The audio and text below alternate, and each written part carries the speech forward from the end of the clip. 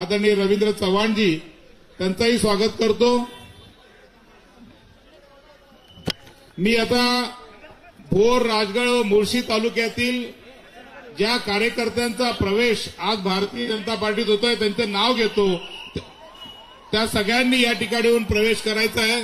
त्यापूर्वी भोरचे नेते ज्यांनी अनेक वर्ष भोरचं नेतृत्व केलं, ज्या कुटुंबाने नेतृत्व केलं, असे माजी आमदार संग्राम थोपटे यांचा भारतीय जनता पार्टीत प्रवेश होत आहे।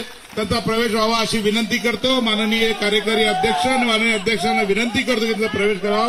भारतीय जनता पार्टीचा, भारतीय जनता पार्टीचा, भारतीय जनता पार्टीचा श्री शैलेश सोनवणे, श्री शैलेश सोनवणे।